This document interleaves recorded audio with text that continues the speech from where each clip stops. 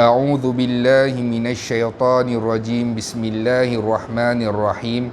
Alhamdulillahi rabbil alamin wassalatu wassalamu ala asyrafil anbiya'i wal mursalin wa ala alihi wa sahbihi ajma'in. Subhanaka la ilma lana illa ma 'allamtana innaka antal alimul hakim. Wala hawla wala quwwata illa billahil aliyyil azim. Radina billahi rabba, kami reda Allah Tuhan kami, wa bil islami dina, Islam cara hidup kami, wa bi Muhammadin nabiyyan wa rasulah, dan kami reda senang hati Muhammad sallallahu alaihi wasallam adalah seorang nabi dan juga rasul. InsyaAllah malam ini kita akan mula membaca kitab, iaitu kitab sirah Nabi Muhammad sallallahu alaihi wasallam, perjalanan hidup luar biasa, karangan Syekh Safiyur Rahman Al-Mubarakfuri. Kitabnya seperti ini ya. Yang ini merupakan edisi kemaskini terakhir sebelum penulis meninggal dunia. Yang menarik tentang kitab ini, pertamanya ia ialah kajian ini, buku ini, kitab ini telah dinobatkan sebagai kajian terbaik penulisan sirah Nabi Muhammad pada tahun 1979, dan ia telah diumumkan oleh Rabitah Al-Alam Al-Islami di Mekah dan disambut dengan gilang gemilang. Maknanya kerajaan Saudi membuat satu pertandingan mengarang kitab berkenaan dengan sirah Nabi Muhammad sallallahu alaihi wasallam. Lalu karangan Syekh Safiyur Rahman Al-Mubarakfuri ini telah diangkat menjadi pemenang dan dinobatkan sebagai juara. Yang paling menariknya ialah Syekh Safiyur Rahman Al-Mubarakfuri ini bukanlah daripada kalangan Arab. Bermakna dia bukan berbangsa Arab. Dia merupakan seorang yang dilahirkan daripada India. Safiyur Rahman Al-Mubarakfuri ini daripada Banaras, India. Ulama ini telah diangkat kitabnya, iaitu Ar-Rahiqum Makhtum. Karangan beliau telah diangkat sebagai juara. Kita tengok apa kata-kata daripada pengarang ini. Sebelum kita mula membacanya.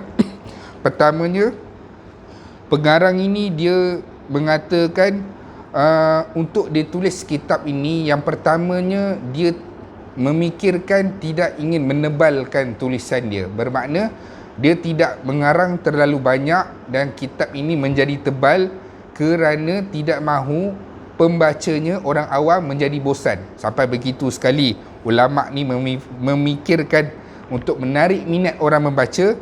Walau bagaimanapun, dia tidak pula ingin menulis terlalu pendek sehingga mengurangkan nilainya. Jadi dia pun berfikir tak nak tulis terlalu pendek sangat. Sebab apa? Nak memastikan nilai sirah agama, nilai sirah nabawi ini tidak kurang sedikit pun.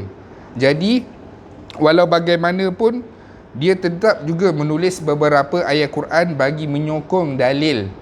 Dan dia tidak menulis semuanya, tapi menulis perkara yang penting yang menjadi kunci pendapat sekumpulan jumhur ulama dalam dia menulis kitab ini, dan diletakkan sebagai tulisan dia.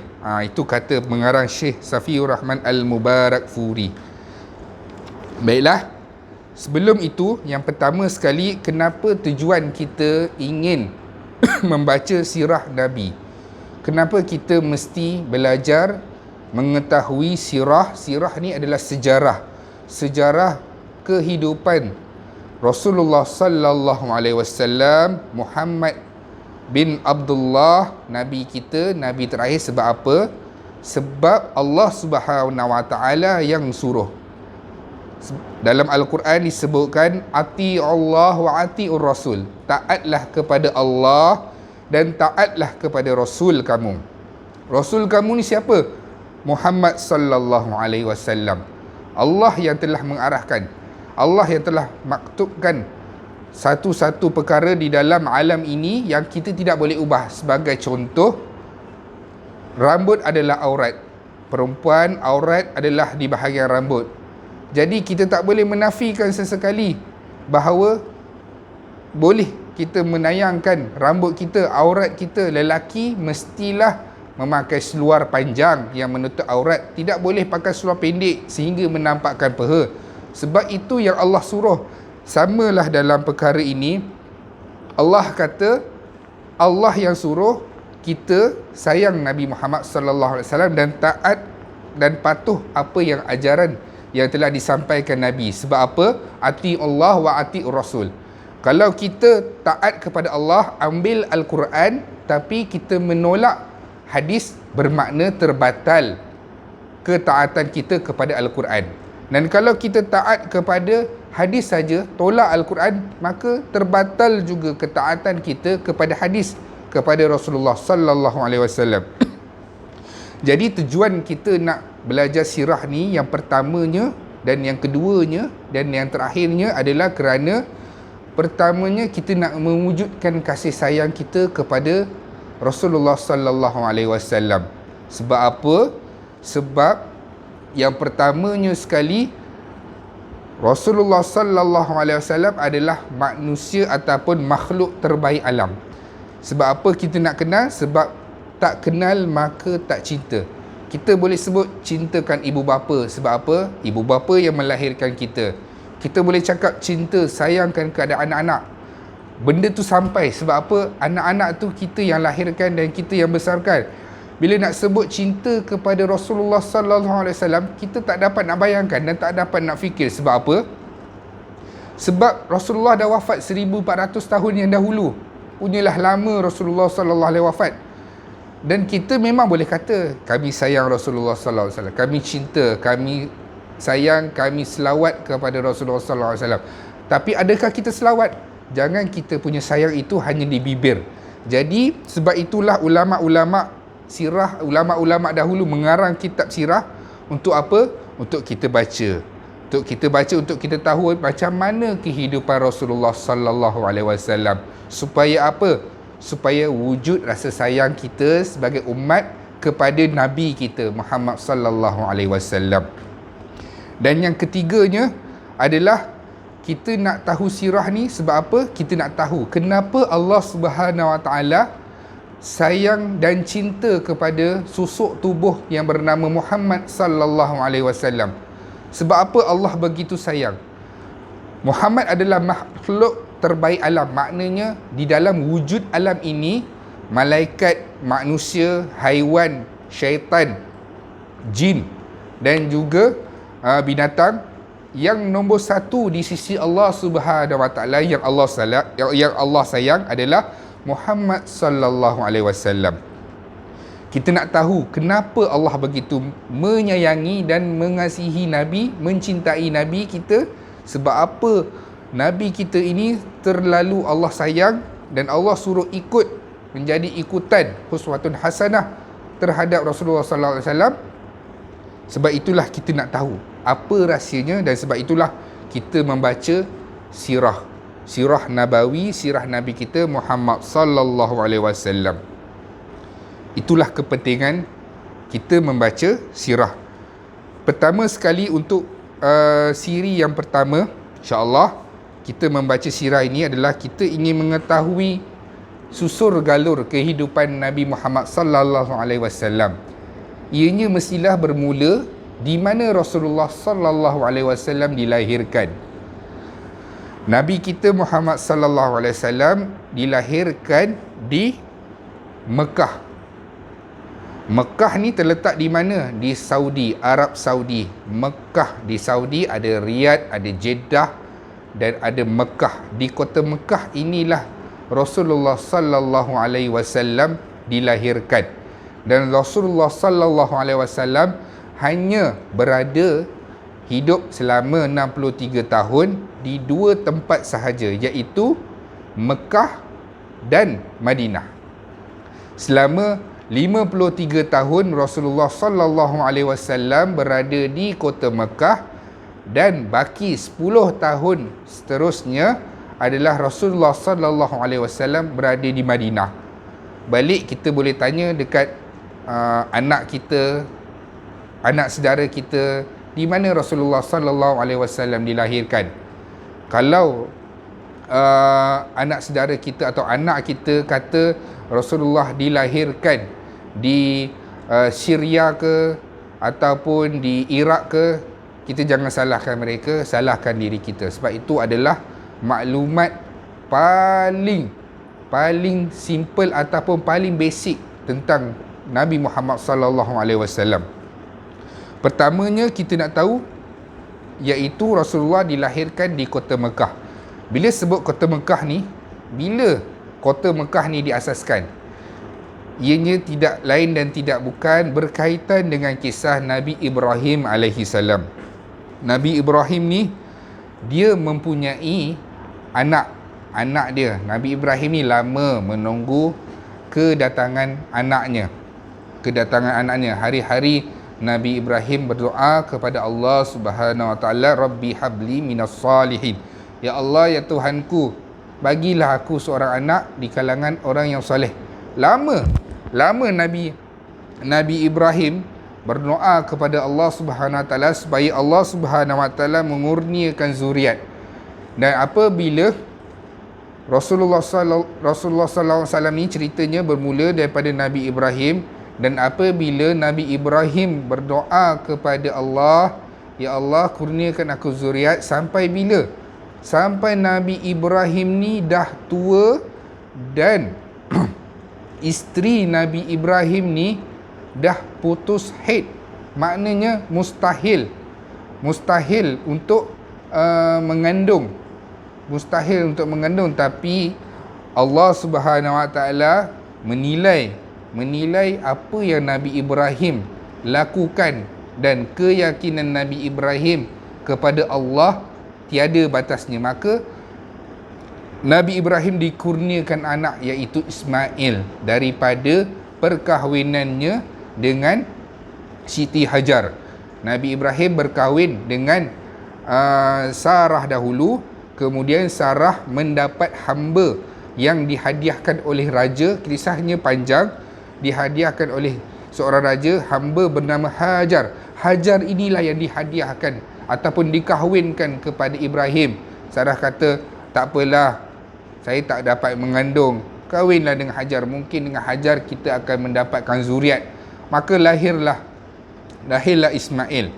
Apabila lahirnya Ismail, Allah dah uji dah. Yang pertamanya menunggu kedatangan anak ni selama puluhan tahun. Kemudian Allah mengarahkan Ibrahim bawa Hajar bersama Ismail yang masa tu masih dalam kandungan, masih dalam dilahirkan sudah, tapi masih lagi menyusu. Allah arahkan untuk pergi satu tempat. Allah tunjuk arah saja. Nabi Ibrahim pergi. Sampailah satu tempat, Allah kata, Ibrahim berhentikan Sarah dan juga berhentikan Hajar dengan Ismail dekat tempat ini. Lalu Ibrahim memandang sekeliling. Ketika itu disitulah kota Mekah. Disitulah tempatnya Kaabah. Nabi Ibrahim ni menghentikan dan menurunkan Hajar dan juga Ismail di situ, iaitu di Mekah. Yang ketika itu Mekah ni Nabi Ibrahim kata bighairi zar'in. Mekah ni tumbuh-tumbuhan pun tak ada, hidupan pun tak ada, air pun tak ada. Maknanya kering kontang. Jadi Nabi Ibrahim tengok kiri kanan, dia pun turunkan. Allah uji Nabi Ibrahim untuk tinggalkan anak dia di situ. Nabi Ibrahim memberikan makanan ketika itu hanyalah beberapa bungkusan kurma dan juga air yang disimpan di dalam bekas yang diperbuat daripada kulit. Jadi tinggallah dua beranak ni. Ketika Ibrahim ingin meninggalkan Hajar dan juga Ismail, Hajar pegang jubah ataupun pakaian Nabi Ibrahim. Dia kata, wahai suamiku, wahai Ibrahim, wahai suamiku, engkau ingin meninggalkan kami di sini? Nabi Ibrahim tak cakap apa, dia berjalan. Sampailah Hajar ini isteri yang beriman, dia kata, wahai suamiku, adakah Allah yang mengarahkan ini? Ibrahim cuma mengangguk sahaja. Jawapan yang paling tak dapat kita fikirkan adalah Hajar memberitahu kepada suaminya, kalau begitu pergilah kamu. Kalau Allah mengkehendaki perkara ini, mustahil untuk Allah membiarkan kami dalam keadaan sia-sia. Bermakna Allah akan memberikan kami kebaikan. Jawapan isteri yang beriman. Lalu pergilah Ibrahim meninggalkan Siti Hajar dan juga Ismail ketika itu, dan dalam kandungan. Hari demi hari, makanan pun dah kurang, air pun dah habis. Berlarilah Siti Hajar ke mana? Ke Bukit Safa dan Marwah, mencari-cari air. Mencari-cari air untuk apa? Untuk keperluan. Usaha mesti ada. Bila melihatkan tu, dia pergi ke Safa dan Marwah, iaitu tempat kita sa'i pada ketika ini. Safa dan Marwah, berlari-lari. Allah Subhanahu Wa Taala mengilhamkan ataupun mengkehendaki, maka turunlah Zamzam, di mana Ismail masa itu menghentak-hentakkan kaki, lalu terpancarlah Zamzam daripada tanah sehingga membanjiri. Pengajaran yang kita dapat di sini, Siti Hajar berlari-lari dari Safa dan Marwah untuk mencari air, tapi Allah Subhanahu Wa Taala tidak mendatangkan air itu di Safa dan Marwah, tapi Allah mendatangkan air itu di tempat Nabi Ismail, Zamzam. Begitulah yang kita perlu ambil pengajaran. Kita berusaha, tapi Allah yang menentukan apa yang Allah nak bagi. Sebagai contoh, kita nak rumah 2 tingkat, tapi Allah bagi kita rumah teres 1 tingkat. Kita berusaha ke arah itu, tapi Allah yang tentukan apa yang Allah nak bagi, dan itulah yang terbaik kepada kita. Walaupun perkara itu kita tidak menyukainya, tapi itu adalah ujian daripada kita dan anugerah yang Allah bagikan kepada kita. Jadi begitulah, bila keadaan sebegitu, air Zamzam pun muncul. Siti Hajar membuat kepungan di sekitar, supaya apa? Air itu tidak merebak dan menjadi banjir. Dia buat satu kepungan. Jadi sehinggalah beberapa orang yang ada di situ, kabilah yang datang bermusafir di situ, singgah beberapa kali. Selepas itu, dalam beberapa ketika, kabilah daripada Yaman, iaitu Jurhum, iaitu kedua yang mendatangi Mekah dan menjadi penduduk di sana. Maknanya kabilah Jurhum ni daripada Yaman ni minta izin kepada Hajar untuk duduk di situ dan menjadi penduduklah di situ. Jadi itu adalah salah silah macam mana Mekah ni wujud. Jadi Nabi Ibrahim, Allah arahkan untuk hantar Siti Hajar dengan Nabi Ismail di situ. Kemudian ditinggalkan, air tak ada, makanan pun tak ada. Siti Hajar berlari-lari. Allah turunkan ataupun Allah keluarkan air mata Zamzam, sehingga adanya air, sehingga ada datangnya kehidupan di situ, dan orang pun ingin duduk di situ. Daripada kisah ni, bila kita tengok ujian demi ujian, Allah Subhanahu Wa Taala pun membiarkan kehidupan sebegitu, sehinggalah ramai penduduk di sekitar itu. Kemudian membesarlah Nabi Ismail. Sehingga dewasa dan berkahwin dan duduk di situ. Nabi Ibrahim datang ziarah, lalu bertanyakan kepada isteri Nabi Ismail, bagaimana keadaan kamu? Masa tu Nabi Ismail tak ada ketika itu. Isteri kepada Nabi Ismail kata, kehidupan kami susah, kehidupan kami derita, kehidupan kami sangat sederhana, miskin.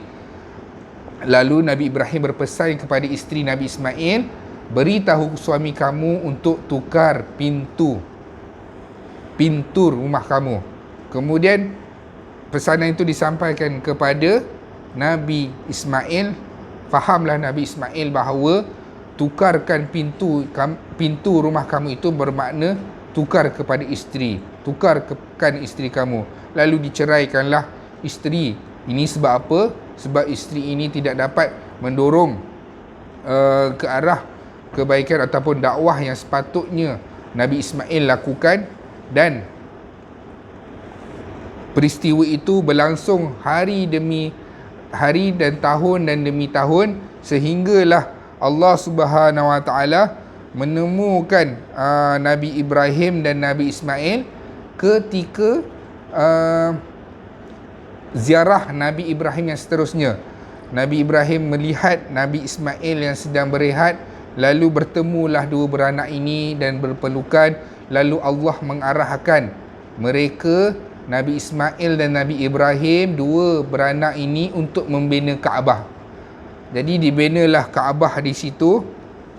Dibinakanlah Kaabah. Habis membina Kaabah, Nabi Ibrahim mengangkat tangan kepada Allah dan juga Nabi Ismail, Rabbana taqabbal minna innaka antas sami'un alim. Ya Allah, terimalah ibadah kami, apa yang kami lakukan ini sebagai kebaikan dan pahala yang baik. Jadi pengajaran yang seterusnya adalah kita boleh lihat apa sahaja ibadah yang kita buat, kita mestilah akhiri dengan doa. Kita tak tahu semayang kita maghrib tadi Allah terima ke tidak. Doa kepada Allah, ya Allah, terimalah solat kami. Ya Allah, terimalah puasa kami, terimalah sedekah kami. Seterusnya, apabila Nabi Ismail ni membesar dan berkahwin dengan isteri yang baru, maka dikurniakan oleh Allah 12 orang anak lelaki, iaitu terdiri daripada Nabad ataupun Nabuyut, Qaidar, Adbail, Mibsham, Mishma, Duma, Misha, Hadad, Taima, Yatur, Nafis dan Qaiduman. Daripada mereka inilah seterusnya berkembang kehingga 12 kabilah. Ini cerita berkenaan dengan Mekah, di mana asalnya kewujudan Mekah. Macam mana Mekah ni didatangi oleh orang disebabkan ada Zam-Zam di situ, dan Hajar memberikan kebenaran mereka duduk di situ. Berkembang pesatlah dengan isteri Nabi Ismail, melahirkan anak hingga 12 orang anak, lalu berkembang hingga ke 12 kabilah. Anak-anak keturunan daripada Qaidar bin Ismail, anak Ismail yang nama Qaidar ini yang menetap di Mekah, mereka beranak pinak di sana sehingga mendapat anak lelaki bernama Adnan yang mempunyai anak bernama Ma'ad. Jadi di sinilah bermulanya salasilah nasab Nabi Muhammad sallallahu alaihi wasallam, adalah nenek moyang baginda yang ke-21, iaitu Adnan. Beginilah salasilah. Salasilah bagaimana wujudnya kota Mekah. Wujudnya kota Mekah apabila Nabi Ibrahim meninggalkan Hajar dan Ismail atas arahan Allah di Mekah, di mana di situ tiada makanan, minuman, tumbuh-tumbuhan maupun kehidupan di situ. Lalu Allah mengurniakan Zam-Zam. Zam-Zam menjadi sumber kepada kehidupan di situ. Jadi ada kabilah-kabilah yang datang menetap di situ. Nabi Ismail pun berkahwin, mendapatkan anak sehingga 12 orang. Daripada 12 orang anak inilah wujudlah beberapa kabilah, dan daripada kabilah itu anaknya yang bernama Qaidar bin Ismail, lahirlah Adnan. Adnan inilah nenek moyang kepada Rasulullah sallallahu alaihi wasallam, susur galul yang disepakati sendiri oleh Nabi Muhammad sallallahu alaihi wasallam. Bermaksud bila Nabi menceritakan keturunannya sampai Adnan, Nabi stop. Maknanya yang sahih ataupun yang benar, dan ada pendapat-pendapat lain tentang susur galur Nabi Muhammad sallallahu alaihi wasallam, tapi apa yang Nabi Muhammad sallallahu alaihi wasallam bagi tahu adalah sampai Adnan sahaja. Okey. Seterusnya kita lihat bagaimana salah sila agama dan kepercayaan orang Arab. Kepercayaan orang Arab. Kita boleh tengok orang Arab ni di Mekah, kaum Quraisy ni di Mekah ni, macam mana bermulanya syirik yang pertama. Kesyirikan yang pertama adalah mereka masih lagi mengamalkan ajaran Nabi Ibrahim yang ditinggalkan semenjak disebarkan di kota Mekah. Dah lama dah, sehinggalah puluhan ataupun ratusan tahun, kita boleh kata. Maka lahirlah seorang lelaki yang bernama Amru bin Luhai. Amru bin Luhai ni yang menjadi pemimpin kepada kaum Khuza'ah yang berada di Mekah. Dia ni seorang yang baik, berpendidikan, cerdik, bersedekah dan istiqamah dalam melaksanakan ajaran agama. Jadi Amru bin Luhai ni, dia satu hari dia pergi ke Syam. Syam ni adalah Syria ketika inilah. Syria iaitu Syam. Sampai dekat Syam ni, dia melihat suasana tu, manusia-manusia ataupun orang-orang di sana menyembah berhala. Jadi Amru bin Luhai ni menganggap perkara ini adalah perkara yang baik. Sebab apa? Syam ini adalah tempat para nabi dan turunnya kitab-kitab. Dan Amru bin Luhai ni menganggap ini adalah mesti perkara yang baik. Apabila orang-orang di Syam menyembah berhala, ini adalah perkara yang baik. Maknanya dia menggunakan pengantaran iaitu berhala untuk menyampaikan apa kemahuan ataupun permohonan dia kepada Allah Subhanahu Wa Taala. Apabila Amru bin Luhai ni, dia membawa balik, apabila dia sampai di Syam, dia membawa balik ke Mekah patung yang bernama Hubal, iaitu sebuah berhala, lalu dia meletakkannya di dalam Kaabah. Jadi semua orang di situ menyukai. Sebab apa? Amru bin Luhai ni dia jadi orang yang paling dihormati dengan kecerdikan dia, dengan ketaatan dia, dengan kebaikan dia, sedekah dia, orang yang terkenal. Lalu dia membuat satu kebaikan yang dianggap oleh orang itu, iaitu dengan membawa berhala. Jadi penduduk Mekah semua suka dengan perkara ini, sehinggalah mereka menyembah berhala, punyalah banyak. Hubal ni patung yang dibawa oleh Amru bin Luhai ni adalah patung pemujaan yang berwarna merah berbentuk manusia dengan tangan kanannya yang patah. Demikianlah rupanya sejak awal penduduk Quraisy melihatnya. Kemudian mereka menjadikan tangan buatannya daripada emas. Orang Quraisy tu sendiri buat tangan untuk patung tu daripada emas. Itulah menjadi sembahan berhala pertama yang diagungkan serta dipuja-puja oleh orang musyrik. Ada banyak patung-patung lain, patung-patung yang banyak, dan sehingga ke Amru bin Luhai ni, dia mendapat ilham daripada jin dan mendapat maklumat di mana patung-patung yang dahulu, umat-umat terdahulu yang tertanam, dia pergi gali balik, ambil, lepas tu letak dekat tempat-tempat tertentu untuk kaum-kaum tertentu. Di Taif ada berhala, iaitu Uzza, dan di mana-mana lagi ada lagi berhala yang bernama Manat. Jadi berhala-berhala ini yang telah dimulakan oleh Amru bin Luhai. Amru bin Luhai ni yang mulakan. Demikianlah situasi bagaimana sembahan berhala terbesar di serata tanah Arab dan peranannya sehingga setiap kabilah memiliki berhala masing-masing, sampailah setiap rumah pun ada berhala masing-masing.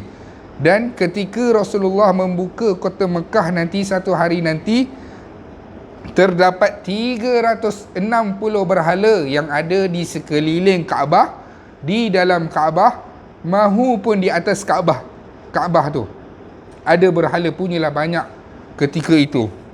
Itu kita akan ceritakan nanti dalam tajuk yang akan sampai nanti ketika pembukaan kota Mekah. Jadi macam itulah apa yang dilakukan oleh kesyirikan yang pertama apabila Nabi Ibrahim dan Nabi Ismail mereka masih lagi mengikuti ajaran Islam yang sebenar. Dan apabila Amr bin Luhai ni pergi ke Syam, dia jumpa orang dekat Syam ni menyembah berhala, dan dia rasa benda ni baik. Sebab apa?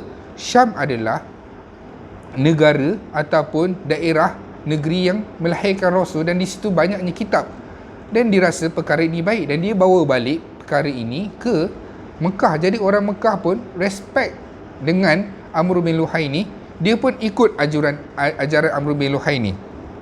Mereka menganggap apa yang direka oleh Amr bin Luhai ni sebagai bid'ah hasanah. Nampak tak? Bid'ah hasanah. Dia rasa benda ni adalah perkara yang tak betul tapi yang baik.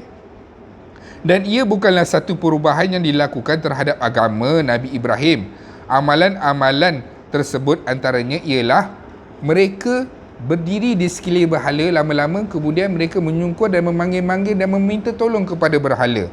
Selain itu juga, mereka juga membongkokkan diri mereka, bertawaf serta membongkok-bongkokkan dan merendahkan diri di hadapan berhala. Mereka melakukan juga tawaf, tapi dengan adanya berhala ni, mereka membongkok-bongkok atau meminta-minta kepada berhala ini. Mereka melakukan amalan pendekatan diri kepada berhala dan mempersembahkan macam-macam. Dah mula dah. Mula-mulanya dia hanya menganggap benda ni pengantaran saja. Lepas tu mulalah syirik demi syirik lagi, memberikan persembahan binatang ke buah-buahan kepada berhala. Dan ini perkara yang tidak baik apa yang dilakukan, sehingga kan masyarakat Arab juga melakukan perkara-perkara yang menyalahi, yang jahil, antaranya melakukan istiqsam, iaitu mengundi nasib. Mengundi nasib menggunakan azlam. Azlam ni adalah panah yang belakang dia tak ada bulu, diletakkan 3 batang panah. Di 3 batang panah tu ada tulisan ya, tidak dan kosong. Kalau ya, mereka boleh melakukan hajat yang dia nak, maknanya dia undi. Kalau batang anak panah tu kata tidak, dia tidak boleh buat dan kena tunggu tahun yang seterusnya. Dan kalau anak panah tu mengatakan kosong, maknanya dia kena start undi balik. Jadi benda-benda tilik nasib inilah yang dilakukan oleh orang-orang jahil di zaman sebelum kelahiran Rasulullah sallallahu alaihi wasallam. Jadi apa yang kita dapat lihat setakat ini, yang pertamanya, kita telah mengetahui asal usul kota Mekah. Bagaimana kota Mekah ni wujud apabila Nabi Ibrahim datang ke Mekah, meninggalkan isteri, anaknya yang bernama Hajar dan Ismail atas arahan Allah. Kemudian di situlah titik permulaan kehidupan apabila Hajar mencari-cari air di Safa dan Marwah, tapi Allah Subhanahu Wa Taala mengurniakan Zam-Zam di tempat Nabi Ismail diletakkan. Kemudian bila timbulnya Zam-Zam ni, mulalah kehidupan yang ada di situ. Kabilah yang datang daripada Yaman pun minta duduk di situ, berkembang pesat. Nabi Ismail pun berkahwin, dikurniakan anak, 12 orang anak. Daripada 12 anak ni lah wujudnya kabilah-kabilah, dan daripada kabilah inilah lahir keturunan jalur daripada keturunan Nabi Muhammad, iaitu namanya Adnan. Adnan inilah nenek moyang Nabi yang ke-21. Dan setelah itu kita dah mula melihat bagaimana geografi dan juga perangai orang Arab yang berada di Mekah itu sendiri, yang mana kesesatan yang bermula yang pertama sekali tentang penyembahan berhala ini bermula daripada Amr bin Luhai. Dia membawa berhala daripada Syam yang disangkakan perkaranya baik, dan apabila sampai di Syam, berhala itu diletakkan di dalam Kaabah. Orang lain pun menyembah dan menyangka ini adalah bid'ah yang baik. Sebab apa? Sebab kita hanya menggunakan pengantaraan sahaja. Lalu bermulalah titik tolak syirik, bertambah syirik. Mereka menyembahkan berhala ini dengan penyembahan hadiah-hadiah tertentu, dan setiap orang pula diberikan berhala apabila Amr bin Luhai ini diilhamkan oleh jin, ataupun ilham daripada dia punya khadam dia, memberitahu di mana berhala-berhala yang dulu, antaranya Lata dan Uzza dan seterusnya, Manat, berhala Manat. Dikumpulkannya lagi berhala, sehingga kan banyak berhala, bukan sahaja berhala mewakili kabilah-kabilah, tapi di setiap rumah pun ada berhala penyembahan mereka, dan mereka tak menyangka benda ini adalah perkara yang buruk, tapi perkara ini adalah perkara yang baik. Kami hanya menggunakan pengantaran. Mereka tidak melupakan ajaran Nabi Ibrahim yang sebenar, antaranya tawaf dan sa'i. Tapi tempat-tempat tawaf dan sa'i itu diletakkan berhala, dan bila sa'i lalu di depan berhala, dia orang menunduk-nunduk menyembah berhala. Dan itu adalah tanda kesyirikan yang pertama apa yang mereka lakukan. InsyaAllah sekadar itu dahulu. InsyaAllah kita akan sambung seterusnya di masa akan datang tentang jalur keturunan Nabi Muhammad. Tadi kita dah cerita sejarah daripada pembukaan kota Mekah, wujudnya Mekah ni macam mana melalui Nabi Ibrahim, dan kita dah lihat dah beberapa ketika situasi orang-orang Mekah, kejahilan mereka, macam mana start bermulanya penyembahan berhala daripada Amr bin Luhai. InsyaAllah kita akan sambung untuk akan datang. Kita akan sambung berkenaan dengan susur galur jalur keturunan Nabi Muhammad sallallahu alaihi wasallam. Kita akan ceritakan nasab keturunan Nabi daripada mana, daripada mula asal, daripada kelahiran datuk Nabi sehinggalah kelahiran Nabi. InsyaAllah yang baik datang daripada Allah, dan yang buruk dan lemah datang daripada saya sendiri. InsyaAllah kita akan bertemu lagi di masa akan datang. Assalamualaikum warahmatullahi wabarakatuh.